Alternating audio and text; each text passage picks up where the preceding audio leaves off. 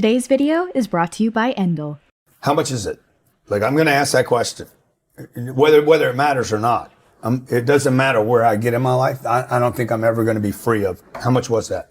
Because when I grew up, you had to know what things cost. Money is a terrifying thing because it's the one thing in life that everybody gets money. It's the one place where everybody gets it. And now what do I do? And I can lose it now. So it's a terrifying concept, like power. You know, very few of us ever get any kind of influence or power, right? Once you get it, you're like, hey, what do I do with this? Am I going to do the right things with it? And so I think people withhold themselves because we're not educated about money. We don't know where it comes from. We have a lot of misinformation about it. Our parents terrified us. You know, money doesn't grow on trees.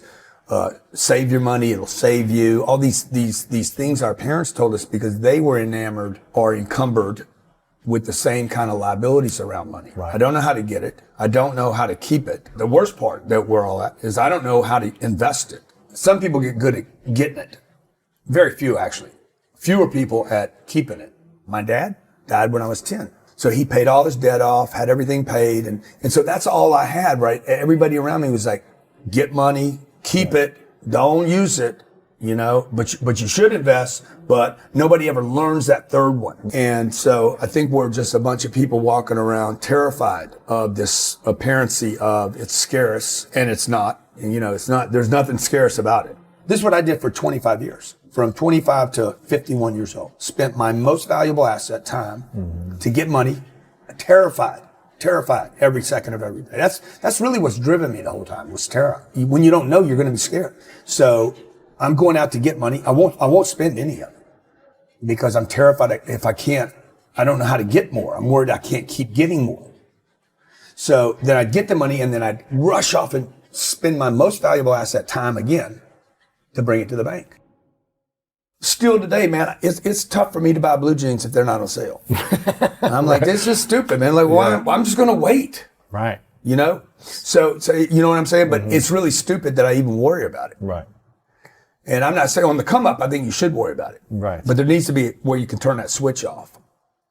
Well, I think number one is there's a bigger problem with hoarding in this country than there is with spenders. What we hear is all the spenders. Oh my God. You know, he did this and he's overspending. But really, you have more of a hoarding issue than you have a spender issue. I think people err more on saving and not knowing how to use money. So what the advice I would give people is like, I would just assume that everything you know about money is incorrect. So that you can actually have a clean board to operate from. Because if you go out right now and try to stack new information, financial literacy on top of, you know, a toxic foundation, it's all going to get all. That's why when I tell people don't go buy a house, everybody freaks out. They're like, that can't be right. That can't be right. Why? Because that's what you've been told to buy a house your whole life. Because the banks want you to buy a house.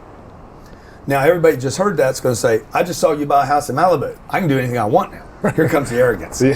So, but I mean, I'm in a position now, like if I want to buy that house in Malibu, I can. But on the come up, buying a house is not what you should do. You should, one, I would scrape off that you don't know anything. Two, I would invest everything you can in you. It's tax deductible. You never lose it. The person's personal appreciation will always be bigger than any other asset class. I love that. Bitcoin can't match it. Real estate can't match it. My personal asset appreciation will always, it is infinite. You know, who knows? I could be the next male Oprah, or somebody watching could be the next Rock or whatever, right? Like that. What is that appreciation value? It's straight up. So the first thing people should invest money in, even use debt on, is their personal improvement. Number one, invest in yourself. Number two, I would invest in your business. Whatever your business is or your department, your division is. The first 30 years of my career, I didn't own a company, but I did invest in my department.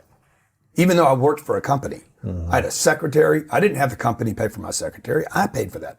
I wanted her to work for me. And so, invest in yourself, you know, invest in yourself, then invest in your business or your department, your skill set.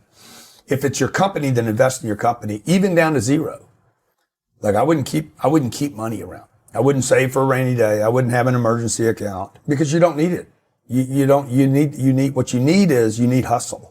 You need other people's money. You need to go knock on another door, make another contact. You don't need reserves of money. So What you need is cash flow. So by making investments, that's the third. And other things that don't require my skill set. So that would be the third piece of advice, is start investing in real assets.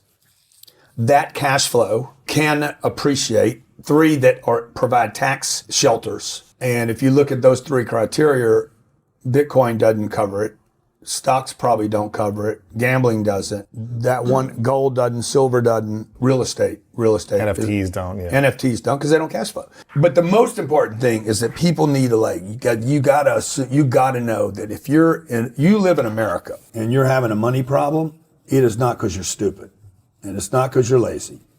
It's because you have the wrong information. If you got $1,000, I would just keep investing in yourself until you got another 1,000, and then invest in yourself. Now you got 2,000 invested in. You go. You should start making money faster. At some point, you should start every time you make an investment in yourself. If I put fuel in my car, it's supposed to take me farther. So what do you do with $1,000, right?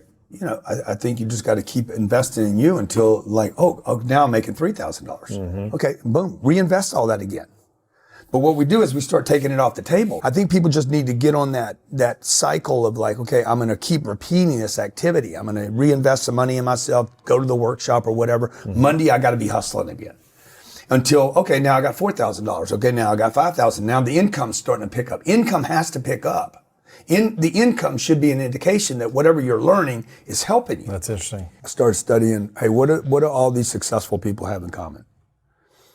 Whether it was the mattress dealer, the car dealer, the furniture dealer, or Elon Musk, they spend money, man. They spend money. They spend a lot of money.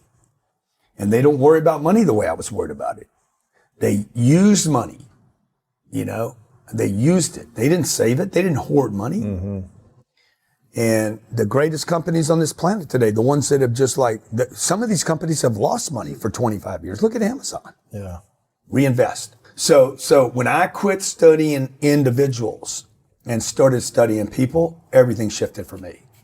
When I quit trying to be when I quit worrying about what Bob was doing or Pete or whoever and started saying, hey man, what is this big company doing?